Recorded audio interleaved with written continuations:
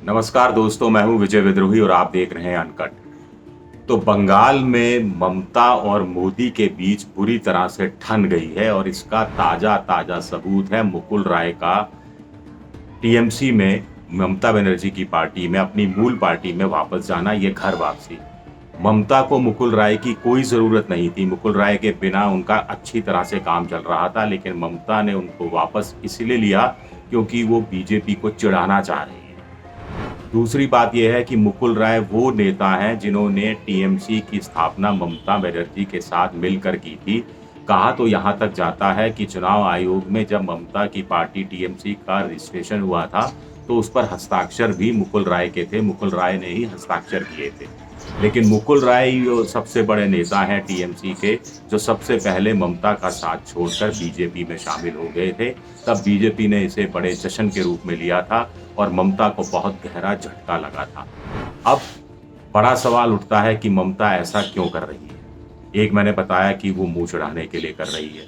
दूसरा, वो संकेत भी दे रही है कि और लोगों की भी वापसी हो सकती है जो बीजेपी में चले गए थे टीएमसी को छोड़कर। ममता उनको भी वापस ले सकती है सिर्फ इसलिए क्योंकि वो बीजेपी को जड़ से उखाड़ फेंकना चाहती है, उनके कैडर को कमज़ोर करना चाहती है, उनके कार्यकर्ता के आत्मविश्वास को ख़त्म करना चाहती है और वो नहीं चाहती कि बीजेपी उभरे बंगाल के अंदर और अगली बार या लोकसभा चुनाव 2024 में या अगले विधानसभा चुनाव में एक ताकत के रूप में सामने आए। आखिर इस चुनाव में 3 से 75 पार 77 सीटों पर पहुंची थी बीजेपी। तो ये भी एक गणित ममता के दिमाग में हो सकता है। दूसरा ये है कि ममता ऐसे लोगों को वापस ले रही है, तो ममता को इनके हाथ में कुछ रखना नहीं है, किसी को मंत्री पद नहीं देना, किसी को नगर निगम का या बोर्ड का अध्यक्ष नहीं बनाना। कुल मिलाकर ये सब आएंगे, पार्टी में कोने में पड़े रहेंगे और बीजेपी के पास नेताओं का टोटा हो जाएगा 2024 के लोकसभा चुनाव के मद्देनजर। 18 सीटें पिछली बार जीती थी बीजेपी ने और ममता चाह रही है अंदर अंदर कि बीजेपी के पास नेताओं का इतना टोटा हो जाए और विधानसभा चुनाव में भी 10-12% का जो वोट डिफरेंस रहा, उसके हिसाब से इतनी बुरी तरह से पस्त हो जाए बीजेपी कि 42 में से 40 सीटें कम से कम ममता निकाल ले। पहले भी वो एक बार 38 सीटें जीत चुकी है। तो ऐसे में ममता को ये गेम भी समझ में आ रहा होगा कि अगर 2024 के लोकसभा चुनाव में बीजेपी का गणित बिगड़ता है, मान लीजिए बिगड़ता है, तो ये 40 सीटें बहुत महत्वपूर्ण योगदान करेंगी। 40 सीटों के आधार पर ममता बहुत कुछ खेल केंद्र की राजनीति में भी कर सकती है। आज की तारीख में कांग्रेस एक ऐसी पार्टी है जो 40 से ज़्यादा सीटें ला सकती है। 2 बार वो 54 सीटें लाई, इस बार और ज़्यादा सीटें ला सकती है। फिर एक स्टालिन तमिलनाडु में डीएमके की पार्टी है जो करीब वहाँ 39 सीटें हैं और एक तरफा वहाँ जाता है मामला, तो वो 30 से 35 सीटें लाने की क्षमता रखती है। तो ममता के दिमाग में ये सब भी ज़रूर चल रहा होगा।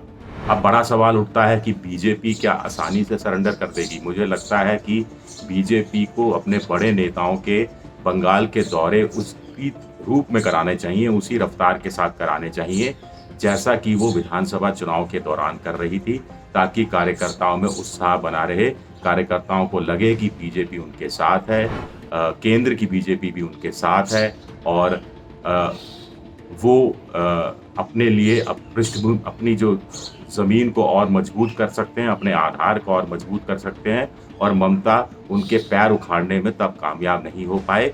ऐसी स्थिति बीजेपी को लाने की कोशिश मुझे लगता है करनी चाहिए।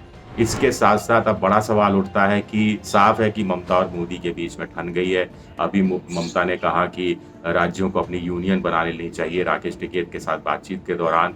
तो अब क्या केंद्र सरकार, जो आम तौर पर होता ये है कि बदला लेने के लिए राज्य की योजनाओं को पैसा देना बंद कर देती है या कम कर देती है, यहाँ वहाँ विकास के काम को हरी झंडी दिखाने में देर करती है, तो क्या बीजेपी ऐसा करेगी? अगर ऐसा बीजेपी करेगी तो बीजेपी को इसका और ज़्यादा नुकसान, राजनीतिक नुकसान हो सकता है, क्योंकि ममता फिर एक माहौल बनाने की कोशिश करेगी कि देखिए बीजेपी को चूंकि आप लोगों ने वोट नहीं दिया, बीजेपी सत्ता में नहीं आई, इसलिए बीजेपी हमारे विकास के काम में अड़ंगा लगा रही है। और बीजेपी के लिए 2024 के लोकसभा चुनाव में बंगाल में 18 सीटें पिछली बार जीती थी। इस प्रदर्शन को दोहराना भी बहुत ज़रूरी है अगर वो गेम में बंगाल में रहना चाहती है। तो ऐसे में बीजेपी भी बहुत ज़्यादा बदले की कार्रवाई नहीं कर पाएगी या मोदी सरकार नहीं कर पाएगी, ये बात भी तय है और इस बात को भी कहीं न कहीं ममता भी समझ रही है और बीजेपी भी समझ रही है। कुल मिलाकर बंगाल में खेल बड़ा दिलचस्प हो गया है। आने वाले दिनों में और ज़्यादा घर वापसी की खबरें हमें देखने को वहाँ से मिल सकती हैं। बीजेपी कैसे इस पर अ, जवाब देती है, उसका रद्द-ए-अमल, उसकी प्रतिक्रिया क्या रहती है, ये देखना भी आपस में दिलचस्प रहेगा कि आपस में ये लड़ाई जो सियासी लड़ाई है, आगे किस रूप में चलती है। राज्यपाल की भूमिका पर भी सबकी नज़र रहेगी। शुक्रिया आप सबका, बहुत-बहुत शुक्रिया।